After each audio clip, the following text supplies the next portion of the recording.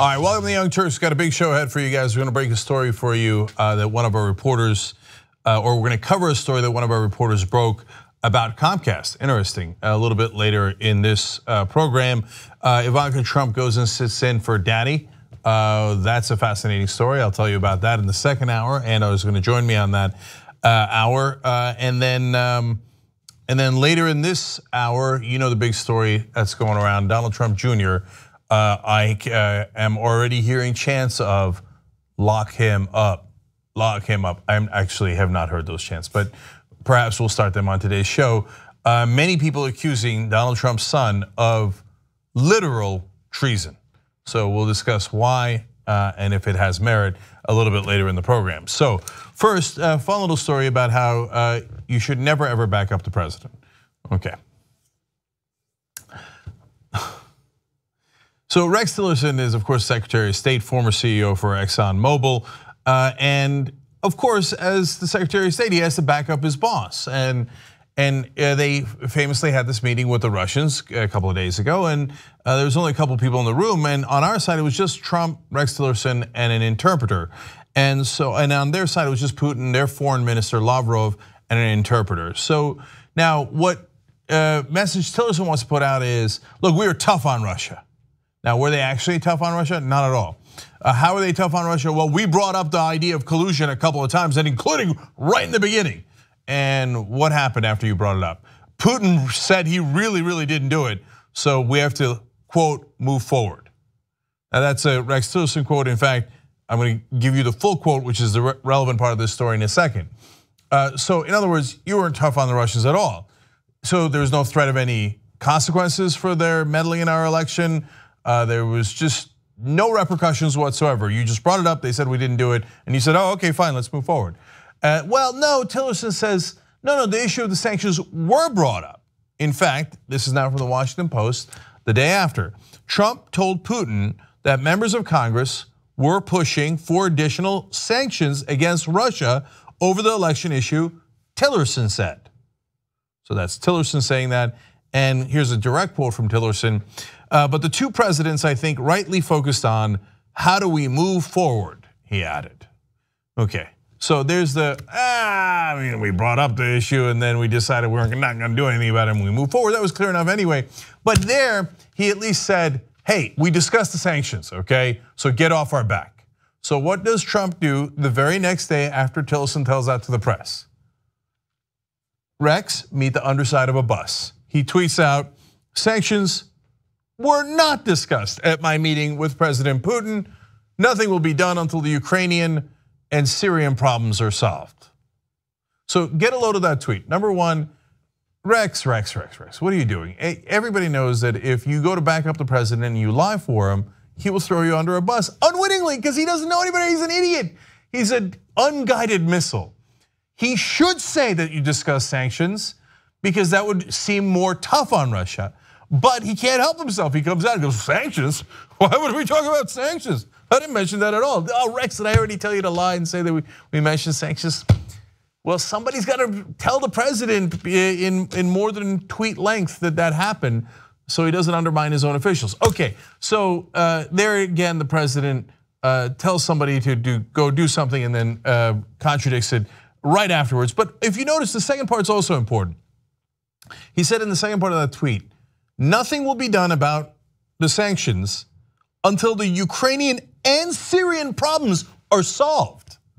You know what that means? There ain't gonna be no sanctions. Gee, Trump is thinking about it this way. The Russians helped me win that election. Should I put sanctions on them for that? He's like, of course not. I'm not gonna put sanctions on them. They're the ones who helped me get elected president. So I love this infinite timeline of whenever Syria gets resolved, then we'll move on to sanctions. Yeah, when there's peace in the Middle East, Trump will do something about the Russians. They're never, ever going to do anything about it because they love the Russian meddling in the elections, and whatever small lies that Rex Tillerson was putting out there are quashed by Trump himself. As usual, very poorly played. Okay, so now that's them. Now let's go to Comey.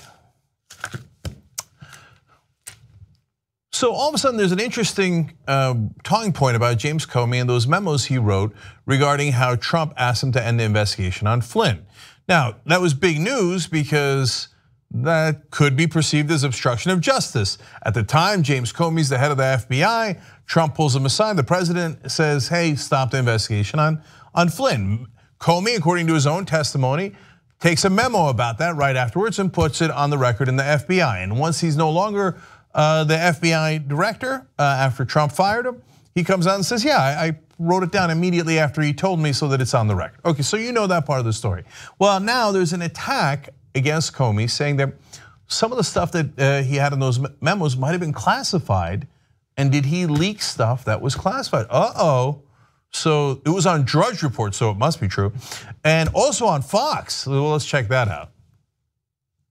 Remember when James Comey testified the material he leaked to a friend was not classified? Yeah, my view was that the content of those unclassified, the memorialization of those conversations was my recollection recorded. Well, it turns out he actually may have broken the rules. A brand new bombshell report accuses Comey of putting our national security at risk. According to The Hill, the former FBI director's personal memos detailing private conversations with President Trump contained top secret information. Top secret information. Actually, I don't think I read the Hill story. I don't think they use the words top secret. Top secret and classified are different. I'm trying to explain that to a Fox anchor. Anyway, so is it true? I mean, that would be very hypocritical of James Comey, because you remember what he said about Hillary Clinton of all people. He said that, quote, there is evidence that they, meaning the Clinton office, were extremely careless in their handling of very sensitive, highly classified information. Of course, he famously did not pursue charges against her, but did upbraid her in that press conference where he gave that quote. So if it turns out he leaked stuff that is classified, boy, that would be an interesting charge of hypocrisy, and some Republicans might revel at that, given that Comey's a thorn on Trump's side right now. Some Democrats might secretly snicker as well. Well, the question is it true? Well, everybody's quoting the same guy, John Solomon at The Hill. So let me quote him for you too, so you get the full context, and then let's talk about who John Solomon is. Comey testified last month before the Senate Intelligence Committee that he considered the memos to be personal documents and that he shared at least one of them with a friend. He asked that friend, a law professor at Columbia University, to leak information from one memo to the news media in hopes of increasing pressure to get a special prosecutor named in the Russia case after Comey was fired as FBI director. Now, all that is true. That's right. That's a good beginning to the story. That just explains what Comey did in the past. So then he says, more than half of the memos former FBI Director James Comey wrote as personal recollections of his conversations with President Trump about the Russia investigation have been determined to contain classified information, according to interviews with officials familiar with the documents. Interesting. I wonder who those guys are. So Solomon continues, this revelation raised the possibility that Comey broke his own agency's rules and ignored the same security protocol that he publicly criticized Hillary Clinton over in the waning days of the 2016 presidential election. So now, if true, that would be interesting. I don't know if it'll rise to the level of actionable. Comey might have to do a press conference where he says, well, I'm not pursuing myself, but what I did was extremely careless. He's no longer the FBI director, so he wouldn't do that. But it would be a nice gotcha moment, if that turns out to be the case. And Democrats, like I said, might secretly rejoice a little bit, but mainly the Trump administration would be like, yes, that discredits him and we're done with him. Even though it doesn't actually discredit the stuff in the memo at all. What it does is politically attack James Comey for revealing what's in the memo. It doesn't make the memos any less true, let alone the fact that I'm not convinced that this is the case. Again, we'll get back to who the author of this article is in a second.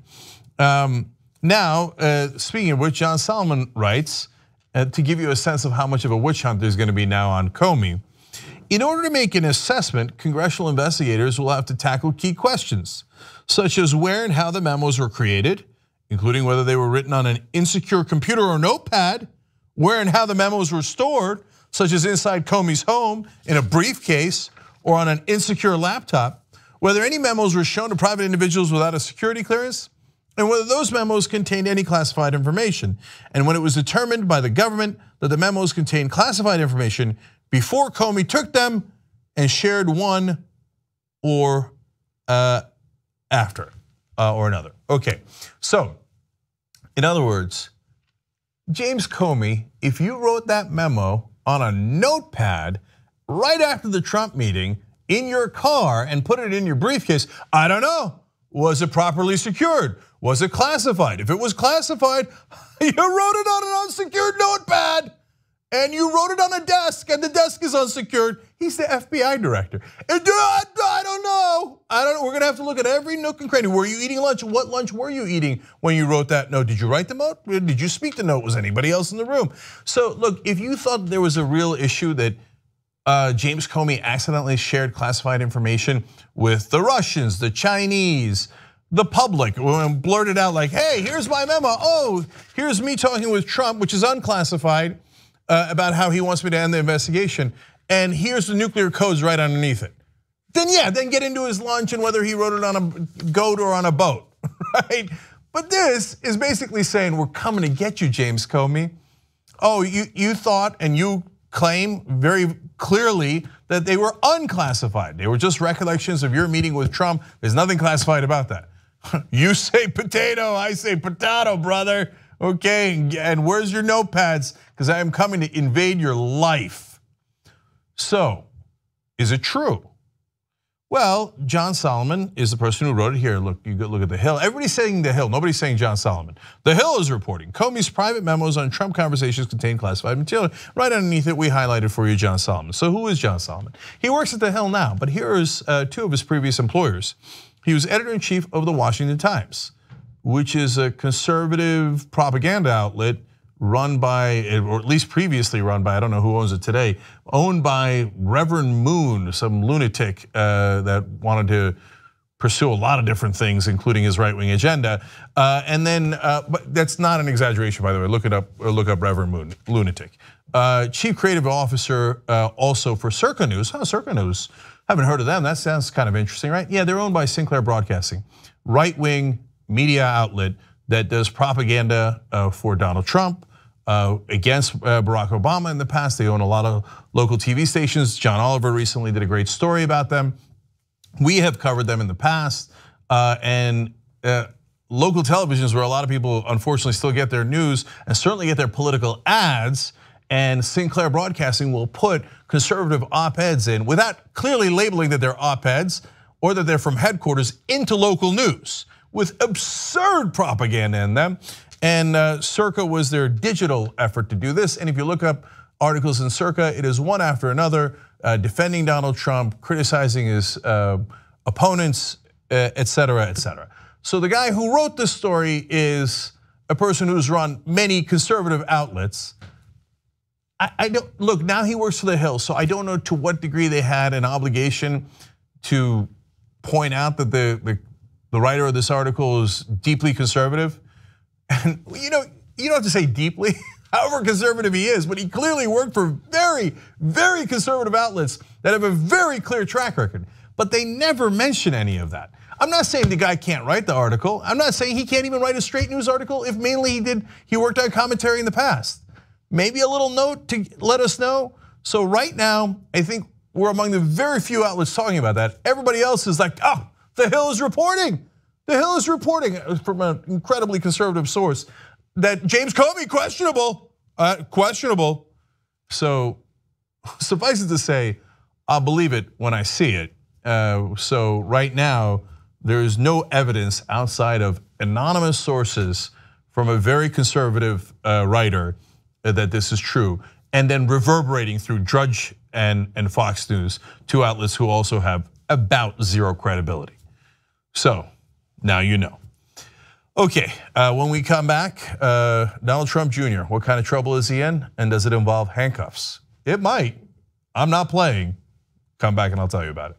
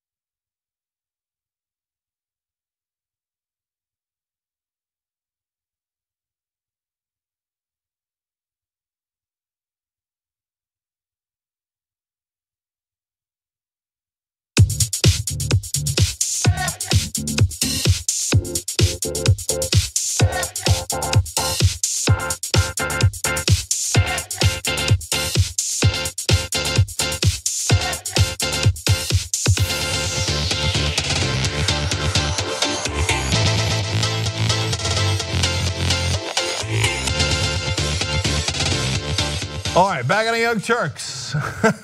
Got lots of fun stories for you guys. Let's go to Russia, guys. Let's go to Russia, and then we'll go to treason. And then we'll ask you guys a question in the next segment. And I love their excuse for it. That's also in the next segment. Yeah, I'm cleaning up papers right in front of you. Okay, so. Yeah, we're there. So a huge story in the New York Times about Donald Trump Jr., Mini-Me. He apparently met with Russians in order to get information about Hillary Clinton. That is deeply problematic for reasons that I'm going to explain. So let's explain the whole thing to you guys. Start with the New York Times in the beginning. President Trump's eldest son, Donald Trump Jr., was promised damaging information about Hillary Clinton before agreeing to meet with a Kremlin-connected Russian lawyer during the 2016 campaign, according to 3 advisors to the White House, briefed on the meeting and 2 others with knowledge of it. So that meeting did in fact happen. Those were their sources initially, and now Donald Trump Jr. has confirmed it. The meeting was also attended by the president's campaign chairman at the time, Paul J. Manafort, as well as by the president's son-in-law, Jared Kushner.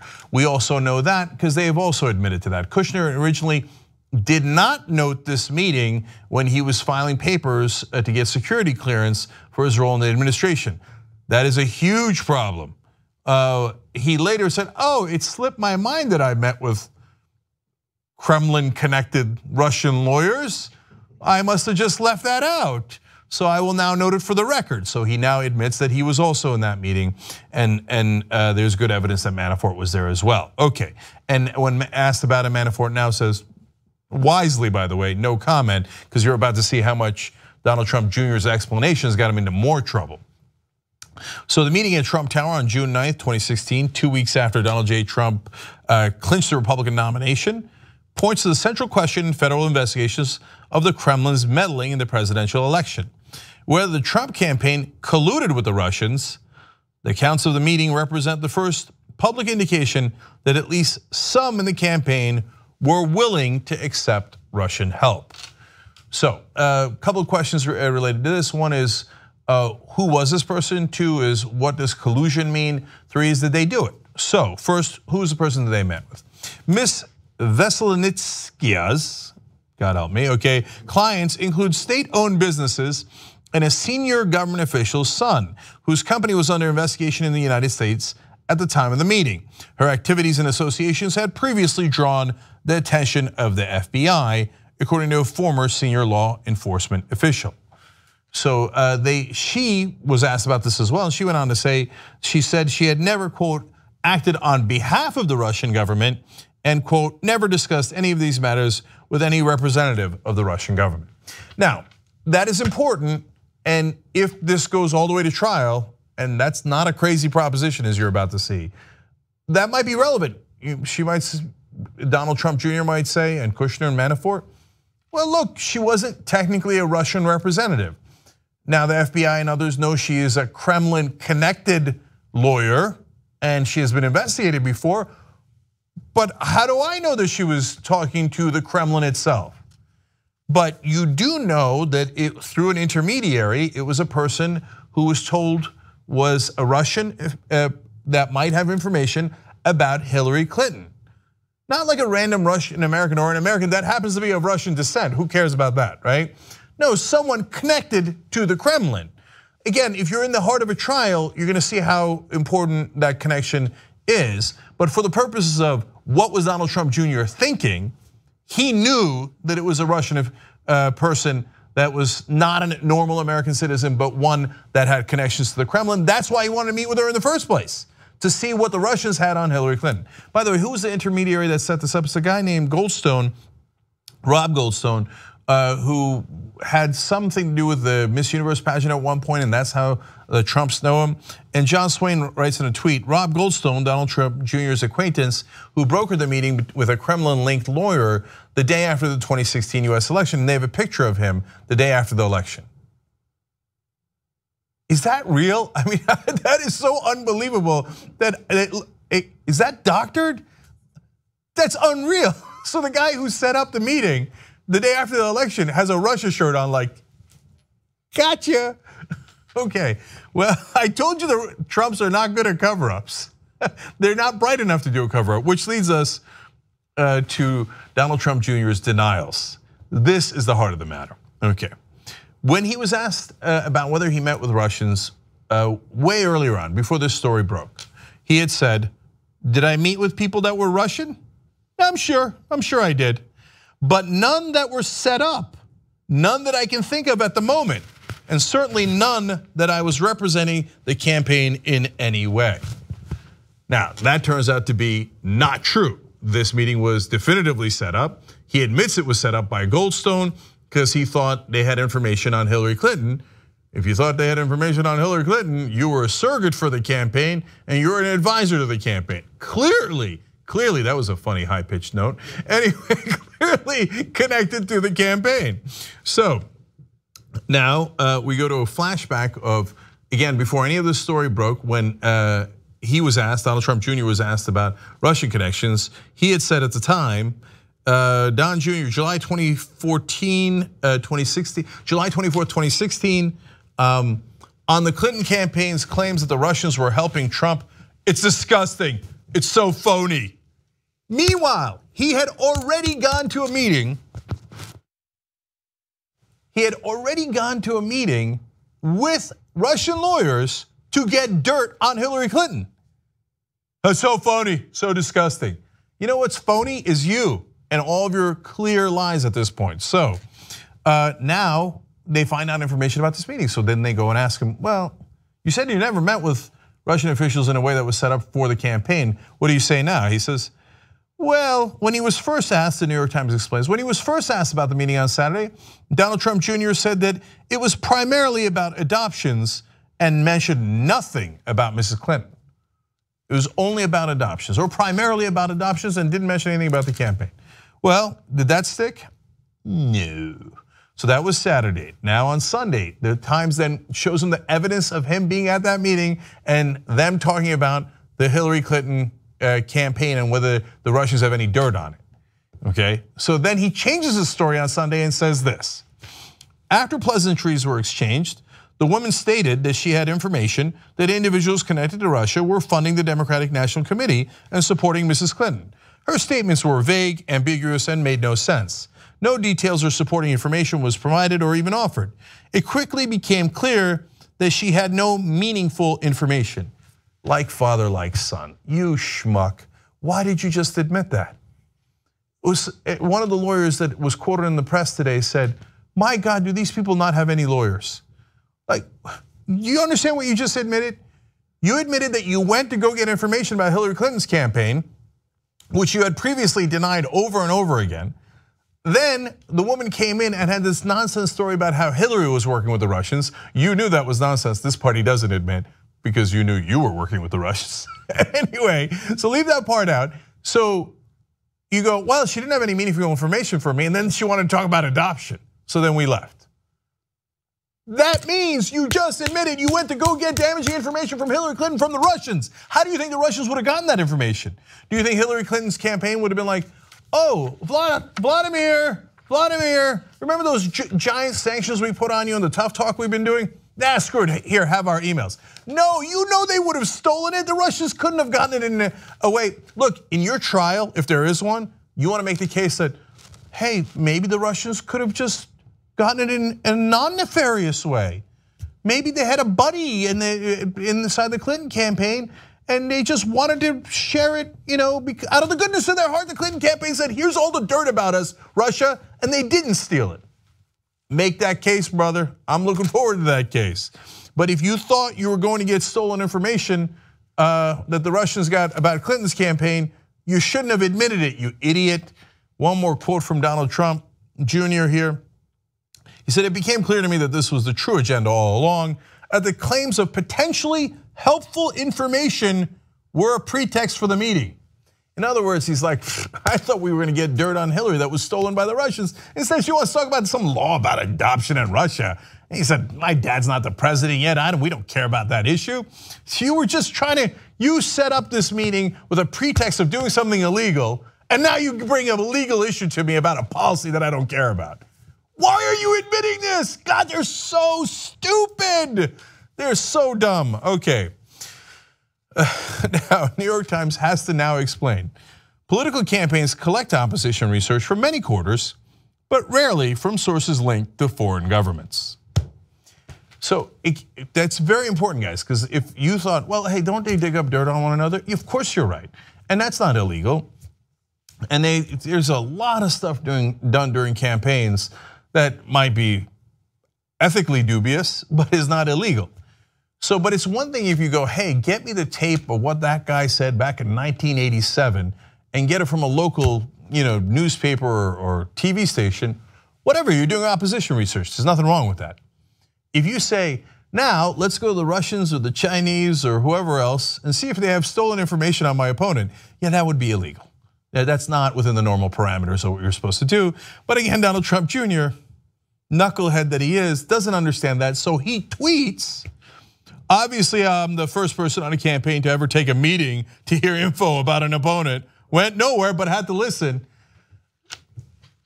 Oh God, you're so dumb. You're so dumb.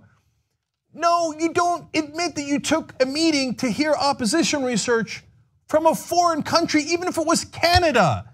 Okay, but you certainly don't do it from what appeared to be, at best, stolen information by the Russians. That's crazy.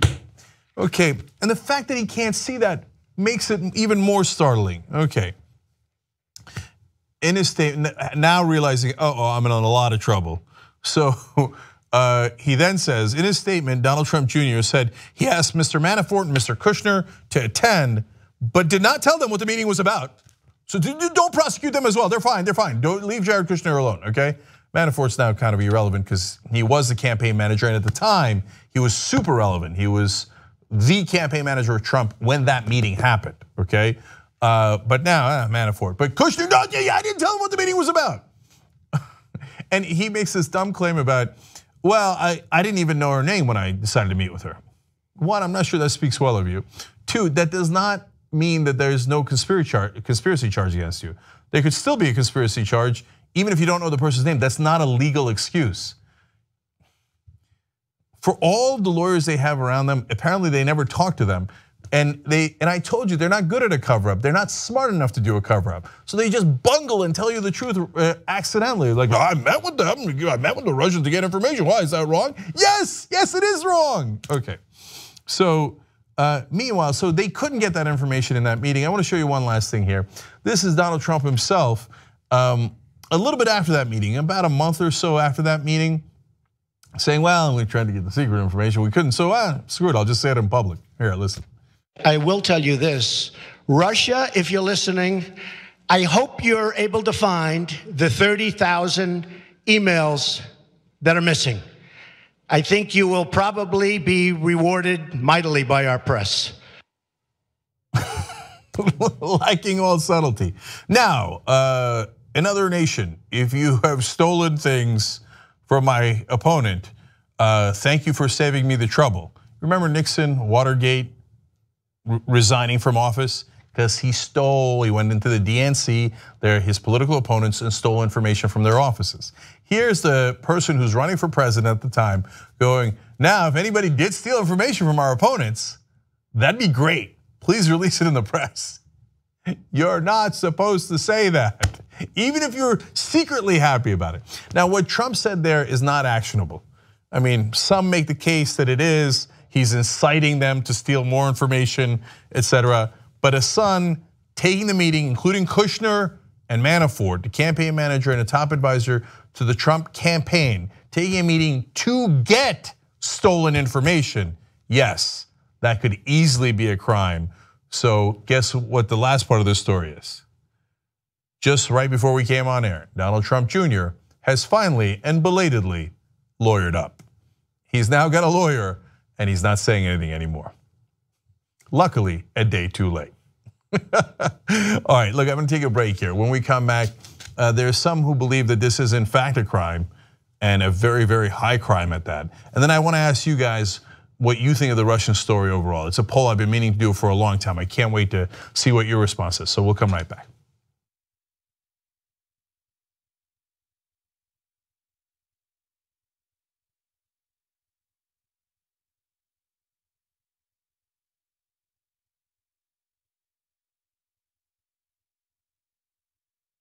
I got a bunch of things to go through. No Republican would have ever voted for Bernie. He would have done worse than Hillary Clinton. They're so miserable. All right, I'm gonna stop myself before I say things that are offensive. If I ran for office, and that would be a trippy day, right? I'd break even more rules than Trump. If I had all the money in the world, I would enjoy that. We have a great show for you. Steve's answer is C. Dave's is A. And the correct answer is, of course, B. You guys are the worst. Here's the story, and it's not funny. Steve is over too. It seems just comically unfair and ridiculous. The Democratic Party just sucks right now. It just sucks because it doesn't know what it stands for. We should probably wrap it up.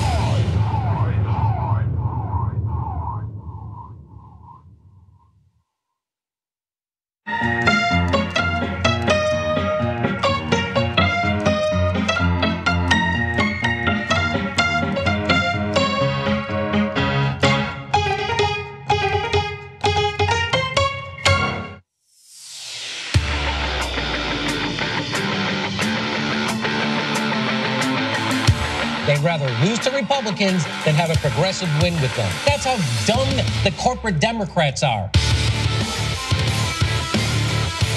It's the Democrats who lull you to sleep, and at the end of the day, they're the ones who push the right-wing agenda. Most of the people are either unemployed, underemployed, or fucked. This is why you lost to Trump, you fucking moron. What the fuck is wrong with you? Whoever wrote that, I'm sure they were typing with one hand and going like this with you. The Democrats are dead. The way you feel right now, that's how a chump feels.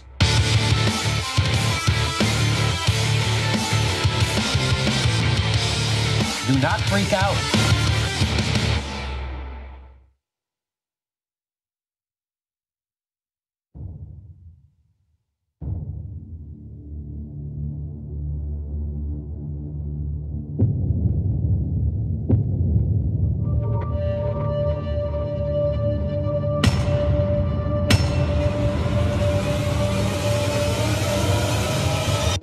Complex subject. Nobody knew that healthcare could be so complicated. He said I had small hands. They're not smaller. I never heard that one before.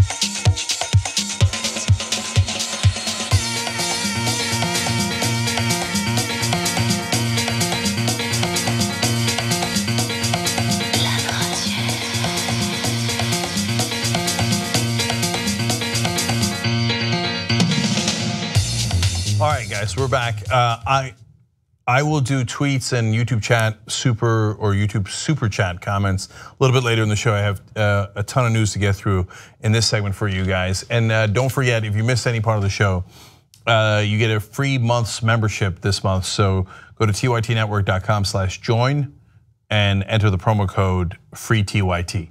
So let's keep going. All right.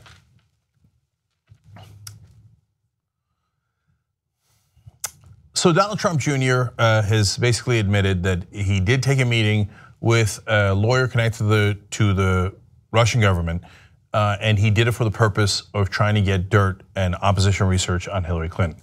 Now, is that illegal? Well, some think that it is not just illegal, but potentially treasonous. So first we go to one of the most esteemed law professors in the country, Lawrence Tribe. He says, it doesn't matter if he didn't actually get the information. Attempted theft of a presidential election in collusion with Putin is a serious felony and a high crime against the state. So, because one of the very poor defenses that Donald Trump Jr. has put forward is, well, it turns out she didn't have the information I was looking for. And now legal experts are trying to clarify to Donald Trump Jr. belatedly that you could have a conspiracy to get that information even if you didn't get it. That's still a crime. So for example, if you and several other people decided that you were gonna rob a bank, you made a plan and you took action to rob that bank, but then you found out that the bank was closed that day and you went back home, you've actually already committed a crime. So in this case, he's like, well, I went to go get stolen goods, but she didn't have them. Well, how unlucky of me. Okay, I don't know, man. So Richard Painter, former ethics lawyer for George W. Bush, says if he intended to get illegally stolen private information from the Russians, it was illegal for him to attempt to do so, just like buying stolen goods from a known fence. Now, Richard Painter is not going to stop there. He's coming with a 2x4 here. Here he is on television. Donald Trump Jr. And Jared Kushner were apparently both of them involved in this. And this was an effort to get opposition research on an opponent in an American political campaign from the Russians who are known to be engaged in spying inside the United States. We do not get our opposition research from spies. We do not collaborate with Russian spies unless we want to be accused of treason. And I can say I worked for 2.5 years as the chief ethics lawyer of the Bush administration.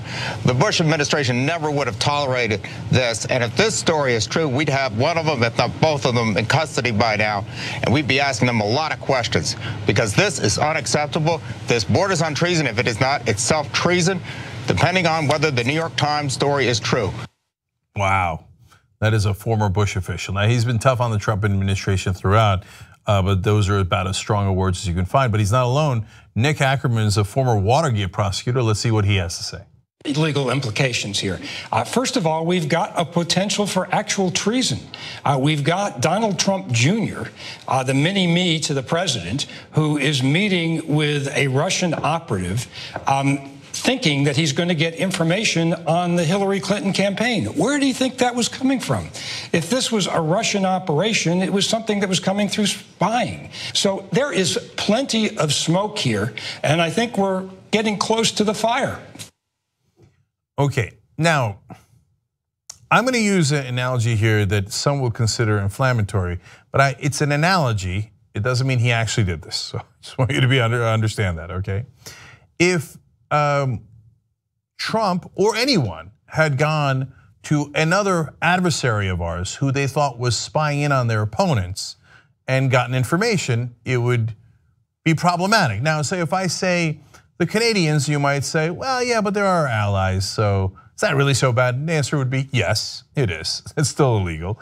If I say the Chinese, you say, okay, yeah, I get it. The Chinese might want to steal information about Hillary Clinton or maybe Trump, depending on who they're supporting, and give it to the opponent. That would be bad to work with a foreign government like that. What if I said another adversary, like Al-Qaeda? Imagine if Al-Qaeda had information that they had stolen somehow from one of the people running in the race, and they offered it to the other, and the other camp was like, sure. I mean, I'll just take a meeting with them and see what kind of information they stole on my opponents and see if I could use it in the election. I think people would be pretty pissed, right? I'm not saying that Russia is the same thing as Al-Qaeda. I'm giving you a range from Canada to Al-Qaeda to give you a sense that that is not something you do. You don't try to go get stolen information certainly from our adversaries or even from our allies from a foreign country to use against your political opponents. Yes, that is in fact illegal. And there's one last interesting theory here. It's from Lindsay Moran. She's a former CIA operative. And she's basically saying, you know, they might have done this, the Kremlin might have done this just to get these idiots to show up. And if they do, then they have something on them. Even if there's no information to give them, you show up to this meeting, the Russians know that you showing up is in and of itself illegal, then they have the goods on you. If they wanted to use that against you, maybe they could. So let me have her explain.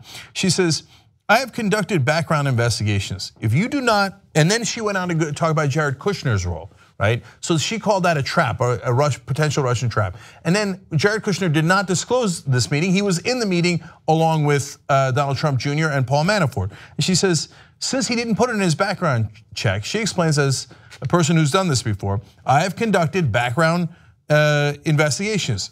If you do not disclose meetings with foreign nationals, especially one promising dirt in exchange for something, that's a big deal. That's not leaving out an address you had for 2 months in college. It's raising a number of eyebrows and can result in a counterintelligence investigation, and it can get you locked up.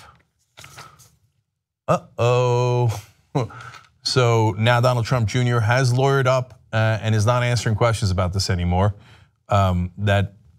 His effort to get an attorney apparently a day too late because he has already admitted that he was in fact looking for opposition research. He did go to that meeting. He did know what the meeting was about. And his excuse that, well, I didn't wind up getting the stolen goods is not a very good legal excuse. What is that I hear? Lock him up. Lock him up. Oh my God. So crazy world, man. Anything can happen, and apparently is going to. Okay, now let me get to my favorite excuse here. My favorite excuse in this whole Don Trump Jr. Saga, where he went to go get information from Russian people connected to the Russian government that might have been information he believed the Russians spied in on Hillary Clinton on, which would be illegal, is Reince Priebus. So he comes up with the best excuse. He's now the chief of staff for Donald Trump. And first they ask him, well, about the meeting, and he says, quote, it was a very short meeting.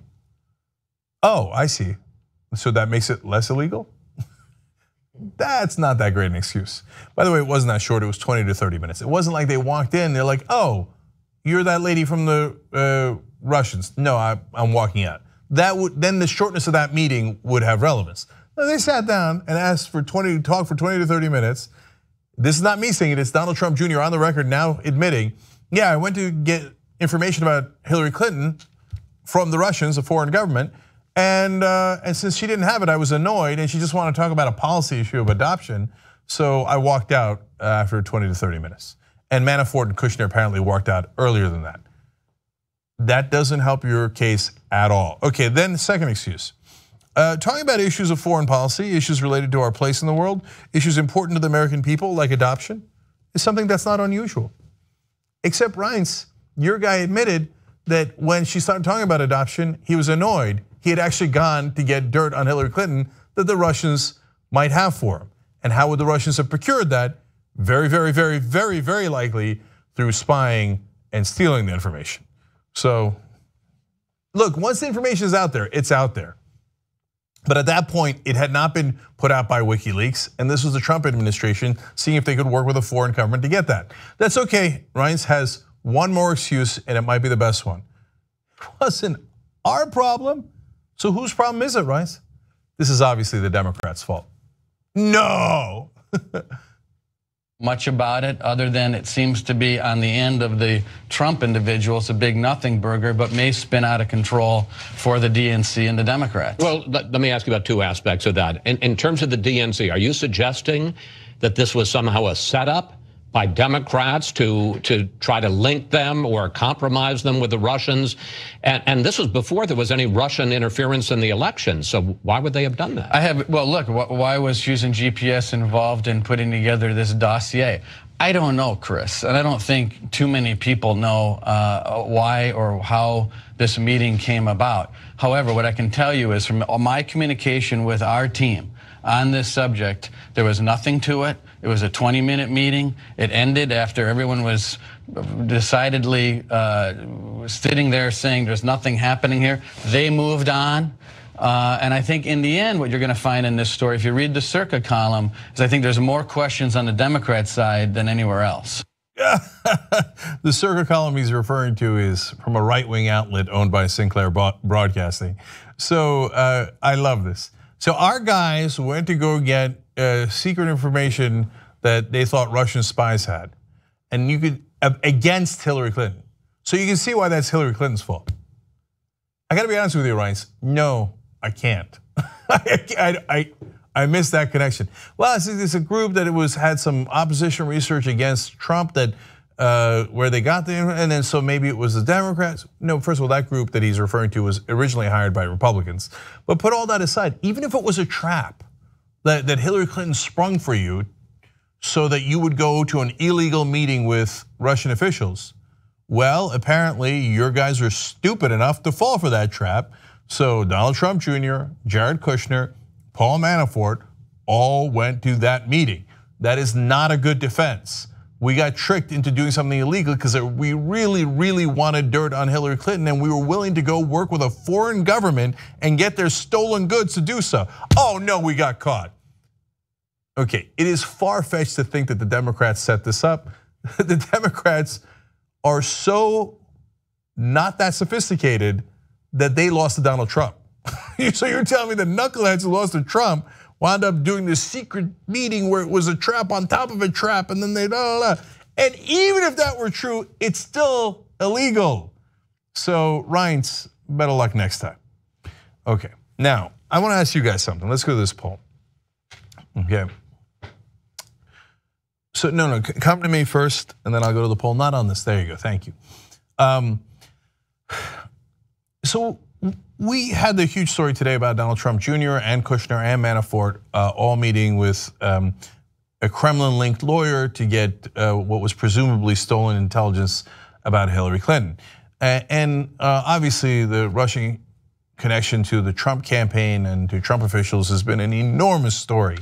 Now, what I don't want to ask you about, because this is an interesting question that I'm very curious as to what your thoughts on it are. I don't want to ask you about things that are obvious. If there was a financial deal that Trump had with the Russians, that is massively, clearly illegal, and we'd be done with that. So that's not an interesting question for you guys.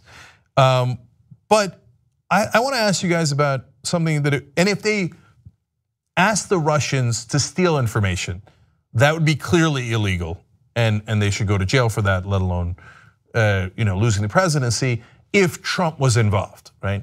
But what I'm curious about is what I think is the heart of the Democrats' charges against Trump, at least what I see in the press, and whether you think that's enough for Trump to step down. So the question we're asking in this poll is, should Trump be removed from office if Russian collusion is proven regarding the leaked DNC emails? So that's it though, okay? So tytnetwork.com/remove. I'm not sure which way I would vote on this. That's why I'm asking you this, because I'm curious what your take on it is. So I'm not asking you if the Trump campaign stole the emails themselves, that's different. I'm not asking about that. If they worked with the Russians in stealing that information, I'm not asking you about that. I think that would be clearly illegal. What I'm saying is, if they work with the Russians in somehow getting that information out once the Russians had already stolen, any kind of collusion where they didn't do the actual stealing themselves, but they worked with the Russians about the DNC emails and that's it. Is that enough to remove Donald Trump from office? So and it's a should day, right? Whether it will be enough is of course a political question, a legal question, and one that we can't answer without all the details. So this is a hypothetical in asking you, if just collusion was proven over just the emails, do you think he should be removed from office? Can't wait to get your answers on it, and then we'll share with you guys soon, of course. tytnetwork.com/remove. Okay? And the remove doesn't mean that I think you should be removed for that. It's just a URL. Okay, all right, now let's go to another issue, but also relating to Donald Trump and the Russians, but not about collusion, okay? Although this actually would be direct collusion. Anyway, so you know that Donald Trump and Vladimir Putin recently met, and they discussed whether the Russians colluded in the elections. That part is comical. And they decided that we were not going to pursue that any further, and they decided to put that aside. And then they thought about working together. But first, Trump had tweeted, "We negotiated a ceasefire in parts of Syria, which will save lives. Now it's time to move forward and working constructively with Russia." So I just want to lay that out there so you know there's no talk of further sanctions against Russia. If they colluded in this election, Trump is now saying, "I'm done with it." Rex Tillerson said the same thing. I brought it up to him once. He says he didn't do it, and we're moving forward. And now we're not going to punish Russia. We're going to embrace Russia.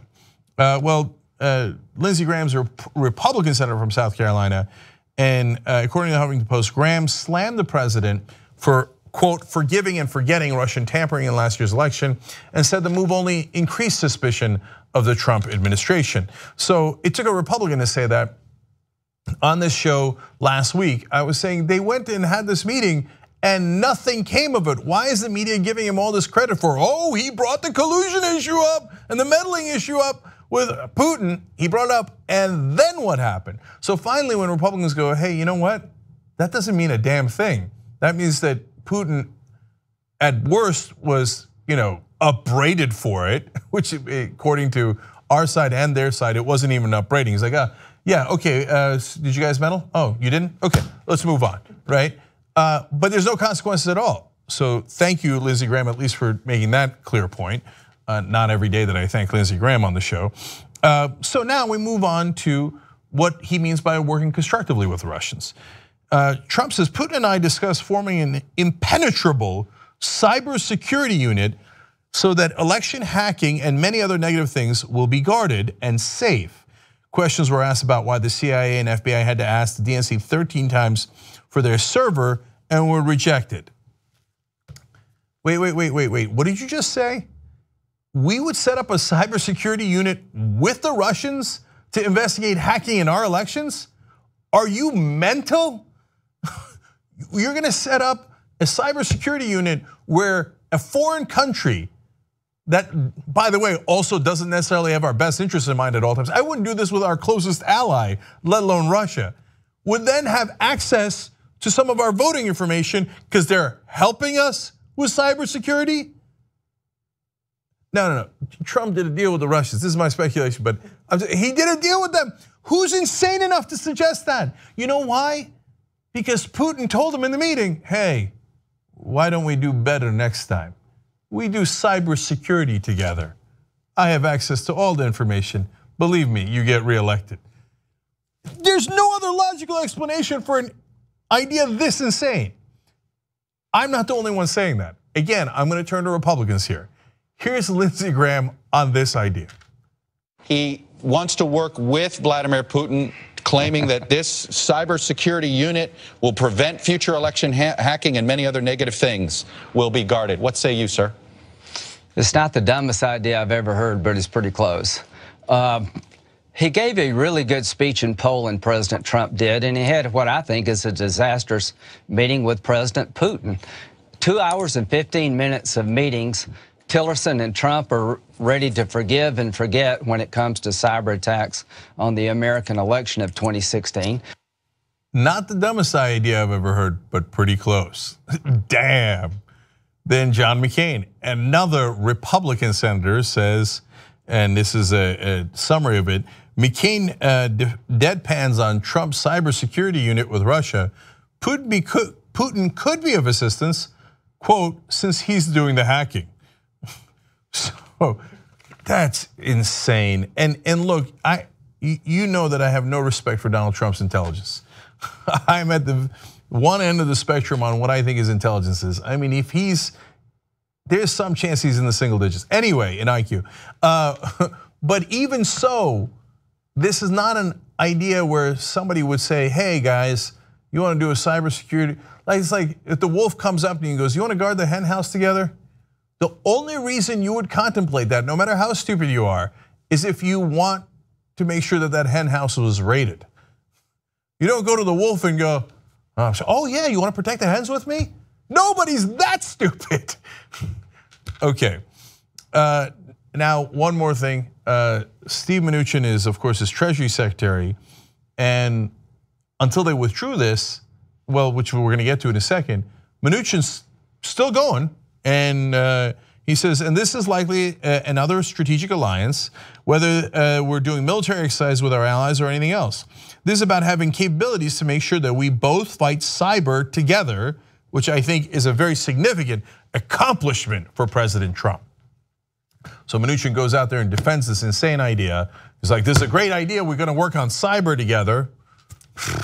Okay, so then what does Trump do? Hey, Mnuchin, meet the underside of a bus. We just changed that a couple hours later. So he now tweets, the fact that President Putin and I discussed a cybersecurity unit doesn't mean I think that it can happen. It can't, but a ceasefire can and did. What? So in other words, I was just saying, I didn't say anything, I was just saying, I was saying maybe we do cybersecurity. No, everybody hates it, everybody thinks it's an insane idea. No, it can't happen. I didn't say it could, I'm just saying. But now I realize it can't. But a ceasefire, remember that's what we talked about. And I did the ceasefire that freezes the conflict in Syria where Bashar al-Assad, Putin's ally, has a huge lead. So you see how tough I was on Putin. No, I'm not sure that I do. If you want to get a sense of how bad this idea was, not just Buchanan and Graham, who've been tough on Trump in some contexts, in other situations. Now let's go to Fox News. This is one of their most conservative so-called analysts, and listen to what he says about this idea. The absolutely harebrained notion that we would team up with Russia to form a cybersecurity unit to protect our elections, that's like teaming up with the mafia to fight crime. I mean, this, I think tell me one thing. Tell me, yes, he did. Yeah, he had to. He walked it back yesterday because the Republicans on the Capitol Hill were so outraged by such a crazy idea. Look. That's Colonel Ralph Peters. I mean, I don't know that there's 7 guys in the country more conservative than him. So even he's going, wow, that is really brazen. Trump did a deal with the Russians. That meeting was not to hold Putin accountable. It was to talk about how they could do further deals and cover up the last one. How much more obvious can he make it for you? Okay. All right, now let's move on to the last story of this hour, however you're counting this hour. Okay. So net neutrality is the principle that all websites should be treated equal, and that some should not be slowed down or sped up based on who pays the internet service providers a bigger fee. So now the internet service providers are not in favor of net neutrality. They want to get rid of the government regulating them under what they call Title II, which is another way of getting net neutrality, which is a situation we have now that we've always had. The internet is for everyone. But the internet service providers want to change that. Comcast, Verizon, AT&T, and some of the others. Why? If they're providing the pipes for the internet, they say, I should be able to charge whatever I want, and if you pay me a big enough ransom, I mean fee for my services, you will have a very speedy connection. And if you don't, well, then you won't have a very speedy connection. Now, Comcast says, no, we're for an open internet, but we'd like the ability legally to be able to do all that. Slow up, speed up, and do all these different things. And by the way, if you speak out against us, whether you pay or you don't pay, maybe we slow you down anyway. So now, folks online are not happy about this. Regular people aren't happy about it. 5.1 million people have sent in comments to the FCC, breaking a record, saying, keep net neutrality. Do not listen to the internet service providers. That's crazy. Now, Ajit Pai leads the FCC. He was put in there by Trump. He's a former Verizon lawyer and shockingly agrees with the Verizon and Comcast and those guys, saying, no, they should be able to charge you whatever they want. But don't worry, they'll voluntarily, out of the goodness of their heart, keep an open internet anyway. So obviously also some of the companies online fighting back against this. So good news on that front. Tech companies and activists will be mobilizing supporters of the net neutrality rules on Wednesday for an online, quote, day of action. So that's great. Many websites that have signed up for the demonstration will show their support for net neutrality by displaying alerts warning the public about how the internet could change if the rules are rolled back. I love that. Now let me tell you who's involved, and there's some giant players. The protest has already attracted some of the web's biggest names. Amazon, Reddit, Twitter, Netflix, Etsy, Facebook, and Google are all expected to join in. Now, let's be clear about disclosures here. Some of those groups obviously would have to pay the Comcast of the world more money if this goes into effect to make sure that their giant companies' websites are not slowed down. Now, it was not clear which way they were gonna go because Netflix, Facebook, Google, etc. could have an advantage because they have the money to be able to pay Verizon, AT&T, Comcast. Whereas the smaller outlets that would compete against them would not. But here, those big internet companies did the right thing. And so they're gonna continue to fight for net neutrality, for which I think they deserve a lot of credit. Because some of them might view this as better for their business interests to have net neutrality and protect the internet. But it is possible that some of them would think, hey, this could help kill all of our competition. So it's a 50-50 question, I think, for them. And in that question, the fact that they're doing the right thing is wonderful. Okay, by the way, a disclosure for us, the Young Turks. We have a website that is not a multi-billion-dollar operation. So if they killed net neutrality, we would be susceptible to being slowed down just like the rest of the internet would be susceptible to it. So it might hurt our business interests. But our two biggest partners are Facebook and Google. So because of that, we might actually be in okay shape. But it doesn't matter. No matter where our business interests lie, I am 1000% in favor of net neutrality. I don't know anybody at this company. I know the hosts have a variety of opinions on different issues here, but I don't know any hosts that is against net neutrality here because we all believe in freedom on the internet no matter where our business interests lie. But I wanted to be clear with you guys because now we go to the next story, which is an exclusive brought to you by us. Andrew Jones, writing on TYT Politics, explains Comcast's role in this. First, he explains where their lobbying is, where their money is, and that'll give you a sense of which direction they're going in, which they're not hiding, by the way. Just give you details on how much they care about this. In the first quarter of this year alone, Comcast has spent $300,000 to lobby against net neutrality on Capitol Hill. Okay, so that's a decent amount of money. For you and I, that's a lot of money. For Comcast, a good size money for just one quarter in 1 year. But now let's give you more context. In 2016 alone, Comcast shelled out $1,240,000 to law firms to represent them in lobbying public officials on the topic of net neutrality. That was slightly less than the 2015 total of $1,622,000 spent on the same topic, including $470,000 during the first quarter of 2015 when the FCC voted on that principle. So the reason why they spent a lot in 2015 and now in 2017 is because those are the two times that this issue was brought up. In 2015, the Obama administration decided to keep net neutrality and keep the internet open and free. So Comcast tried to defeat that at that point and spent millions of dollars doing so. In 2017, they get Trump into office. They spend a lot of money to make sure that this time they can kill net neutrality. Now, okay, so a lot of you might know that about Comcast and the other internet service providers, but Comcast is also a giant media corporation. Are they revealing their interests when they talk about it on air through all the properties that they own? That's interesting. So let's go to that. But despite all of this Comcast spending, Jones reports, their news networks, NBC News, MSNBC, and CNBC, have barely mentioned net neutrality. And they certainly haven't disclosed their company's lobbying on the issue. Okay. Let's go to NBC first. NBC's Nightly News with Lester Holt has had only one full report on net neutrality in 2017. So that's not a lot, but it is the Nightly News and they have a lot of topics to cover, mainly Russia, but still. In the news report, NBC's News' Tom Costello did disclose that Comcast does own NBC. That's good that they at least disclosed that. He mentioned that in passing, but that's positive, and we're giving you the positives as well here.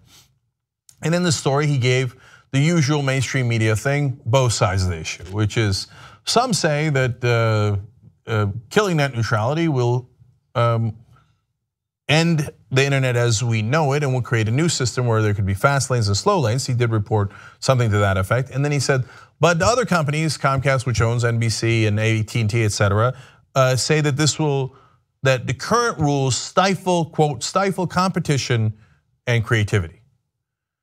Does the internet look like it's lacking in competition and creativity? That's a talking point put out by those corporations. Now, this is my general criticism of the mainstream media altogether, which is, okay, Tom, you just gave the two sides, but which one is it?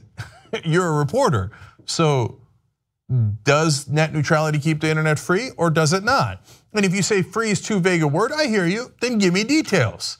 What are the actual rules? Don't tell me this side says that and the other side says this. Which one is it? I know it would be so biased to actually look at the facts of what the proposal does. It's not an opinion. The proposal does something. Tell us what that is. And the reality is, of course, it would end the current system that we have on the internet, and it would allow the internet service providers to charge more for you to have the same speed or higher speed connection. So it would give them the ability to control the internet. So Andrew goes on to say, the last time NBC Nightly News had a segment on net neutrality before that April report was back on February 26th of 2015, the day that it was voted into existence, that Title II provision. So in 3 years, 2 reports. Interesting. Now, here at the Young Turks, maybe it's because we're affected by it more. No, Comcast is actually way more affected by it because they have billions of dollars on the line. But here at the Young Turks, we're also affected by it, and we've had a lot of reports on net neutrality. But somehow they just couldn't squeeze into the nightly news. Okay, well, let's see if on the website where they have unlimited space, not just in a half-an-hour program, if they did better. Well, again, Jones reporting for TYT Politics says a similar lack of full disclosure about Pi's rollback announcement occurred on the same day on NBC News' website. NBC News tech reporter Alyssa Newcomb mentioned Comcast chairman and CEO Brian Roberts' desire for Title II net neutrality to disappear, but Newcomb's article did not contain any information on the company's lobbying on net neutrality. You would think that that might be a little relevant if you're owned by Comcast. Okay, now let's move to MSNBC. He says, if you thought net neutrality's coverage was difficult to find on NBC News' limited hours of coverage, the topic has struggled to garner attention on 24/7 MSNBC, as Comcast was spending money in the background on the issue. A LexisNexis search has revealed that net neutrality hasn't received a full news segment on MSNBC this year in the wave of networks' endless Trump coverage, especially during the 7 to 10 p.m. primetime hours that are currently enjoying their best success ever. So you're telling me you run a cable station that goes for 24 hours a day, and you could not find time to do one full segment on net neutrality that would determine the fate of the internet? Is that a small issue? Is that the thinking there? Oh, that's a tiny little thing about whether you have freedom on the internet anymore. According to the people who are worked up about it and broke the record on number of comments on this issue, 5.1 million comments, they don't think it's a small issue. They think it's a giant issue, and a giant issue that your parent corporation is very much involved in. So shh, okay. MSNBC's website hasn't been much better on covering net neutrality. Its website has only mentioned net neutrality twice in articles in 2017, and both have come at the bottom of a Newslink roundup from Rachel Maddow's show producer, Steve Bannon. And neither post mentioned Comcast's lobbying spending on net neutrality. So wow, 2 footnotes in 2017 and no disclosure. Okay, now we'll go back to 2015. There, Rachel Maddow did do a good, interesting, thoughtful segment on net neutrality. Let's give you the rest. On their website, 4 articles were neutral news reports about the subject, including 2 on that same day, February 26, 2015 day. The other article on MSNBC's website about net neutrality in early 2015 was an opinion piece against it from a member of the conservative group Competitive Enterprise Institute. Again, none of these pieces mentioned any of Comcast's lobbying on net neutrality primarily or with other issues which in the fourth quarter of 2014 and the first quarter of 2015 combined to almost $1 million. So they put up 4 neutral articles on net neutrality, and then the one opinion piece they have on MSNBC is from a conservative group saying, net neutrality, who needs it? Especially back in 2015, they're pretending to be a progressive network, but yet the one piece of opinion they could find was against net neutrality. Fascinating, and yet no disclosure on their lobbying. Andrew Jones also looked into CNBC because they're a business station. They did cover it more, but again, no disclosures on Comcast's lobbying. And to be fair, let's give you Comcast's version of this as well. When asked for comment on why Comcast news channels haven't disclosed the company's lobbyist spending on net neutrality, Comcast Senior Vice President of Corporate Communications, Sina Fitzmaurice, stated that, quote, all of Comcast channels have complete editorial independence and no interference from Comcast. Okay, now, final thought on this is, why do so little stories on it? Because sometimes you do find the memos, but it's a hard thing to find, and oftentimes they're not written, of someone from headquarters going and saying, okay, this is a big deal for Comcast, there's billions of dollars on the line. MSNBC, I don't care what your brand is, I don't care what your ratings are, do not do stories about them, or if you do, say that killing net neutrality is awesome. They're very unlikely to write that memo unless they're painfully stupid. What happens instead is, and again, look, I don't want to overstate my tenure at MSNBC. I was there for about a year, but I got some lessons from being inside the building, which is that if you do things that are frowned upon, well, then you get a talking to. And everybody else in the building knows, not a good idea, I wouldn't go in that direction. So did the good folks at NBC, MSNBC, and CNBC know, hey, if we do a lot of stories telling you about how great net neutrality is and we shouldn't kill it, that might create a situation for our parent company to the tune of billions upon billions of dollars? Yeah, that might create a situation.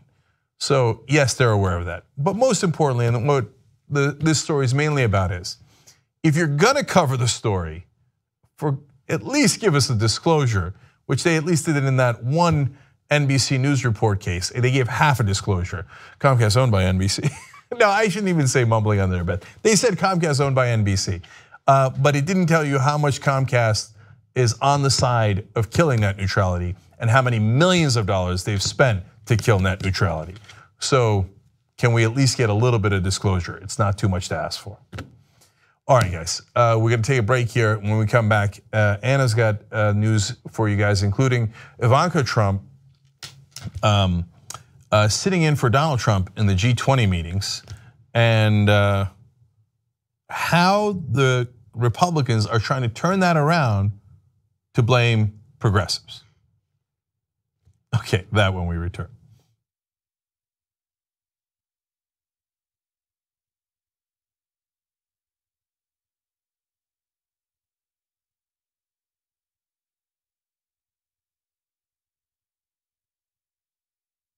We talk about TYT Army being so strong. Usually they help us run our show.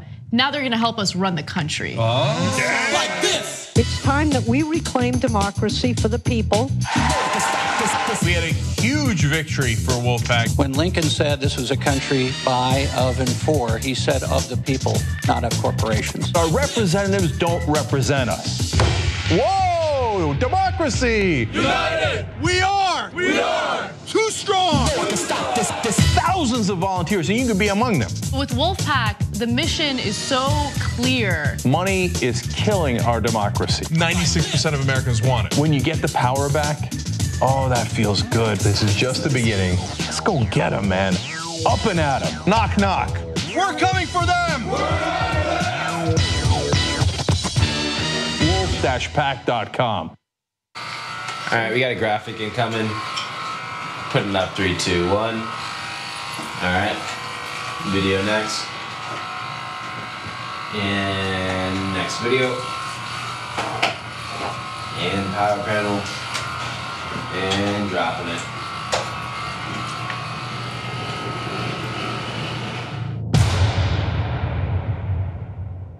I'm gonna tell you a story, and then I want you to tell me what you think about the way I reacted to the situation and if you thought it was acceptable. Guilty. Oh wait, I gotta wait for the story. I know Anna Kasparian has some stuff to say, and the world needs to hear it. But then he became woke bae.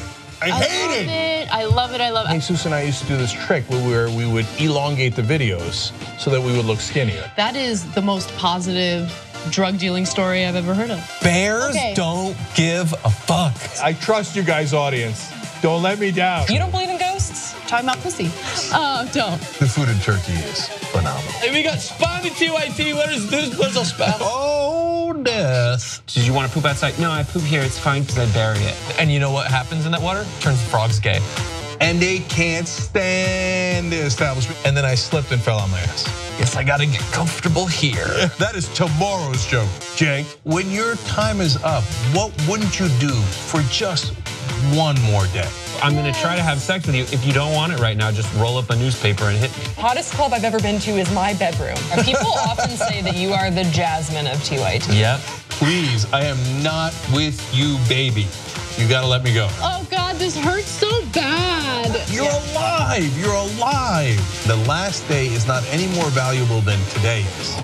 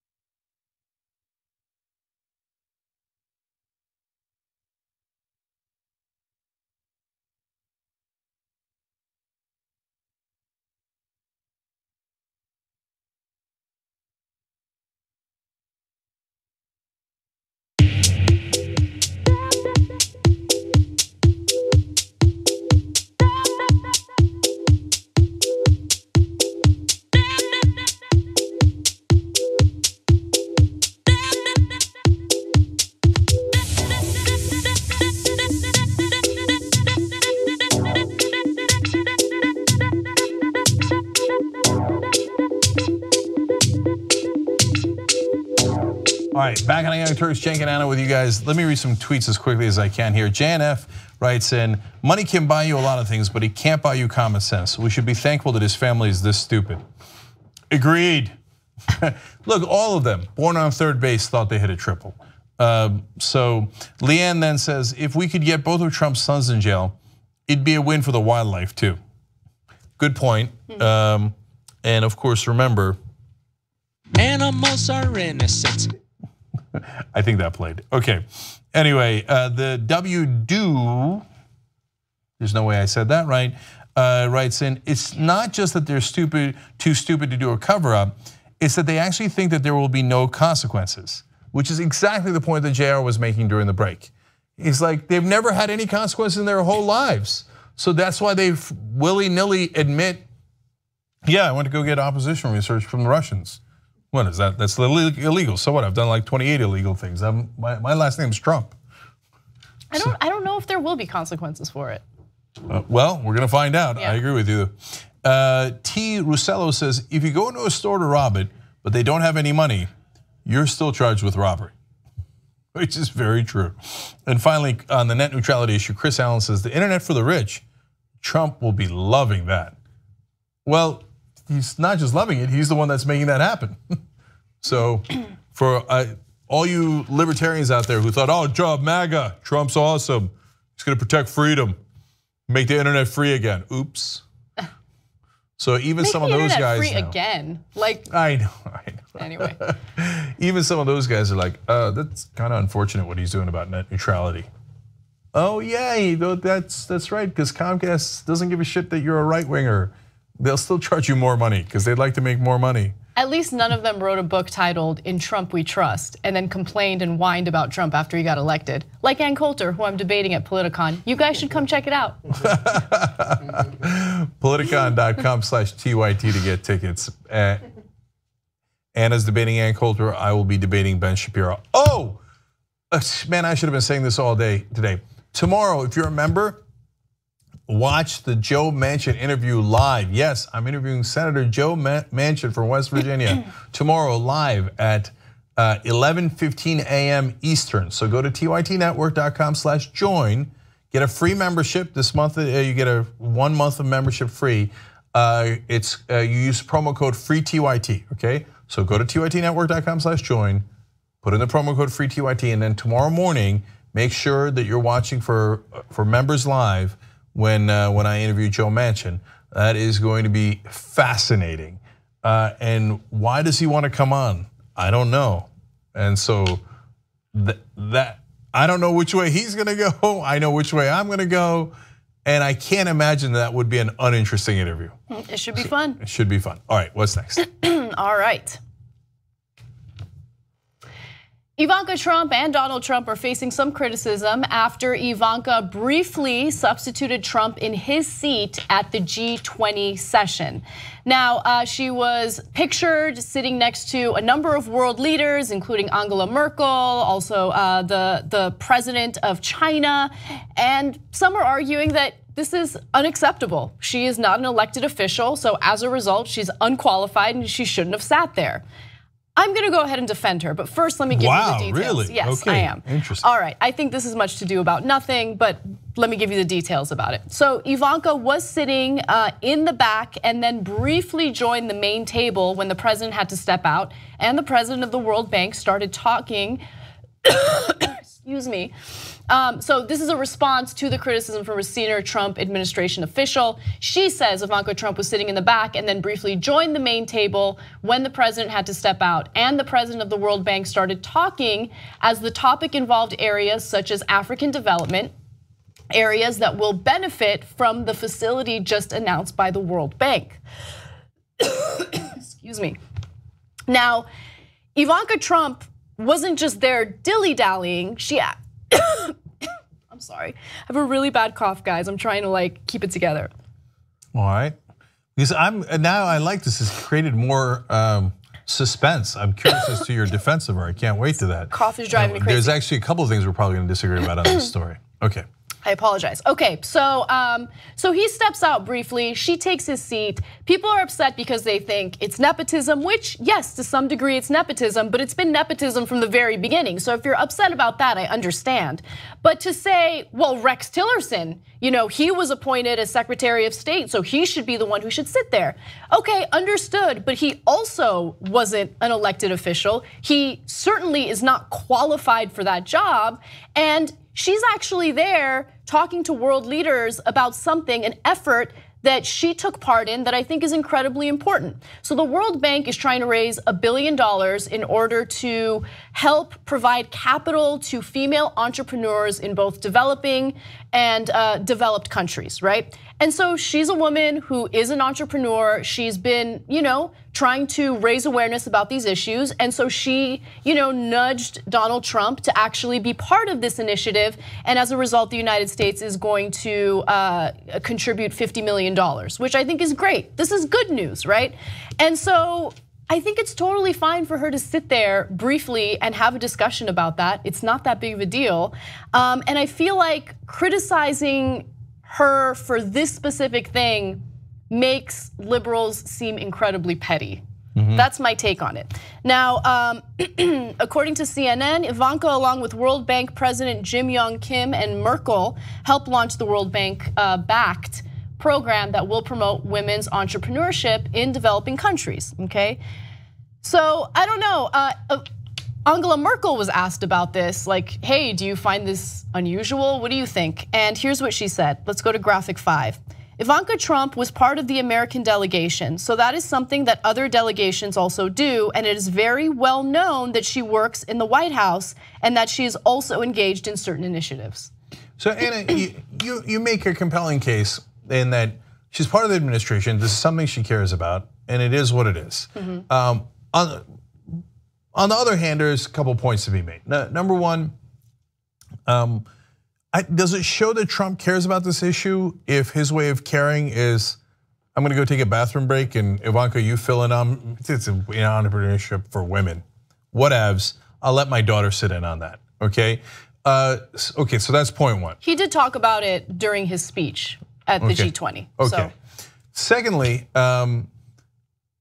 if the Democrats had done this, people would lose their minds. If Hillary Clinton had won and was like, Chelsea Clinton will be sitting in for me in some incredibly important meetings with world leaders, every Republican would lose their mind. Yep, they would, that's right.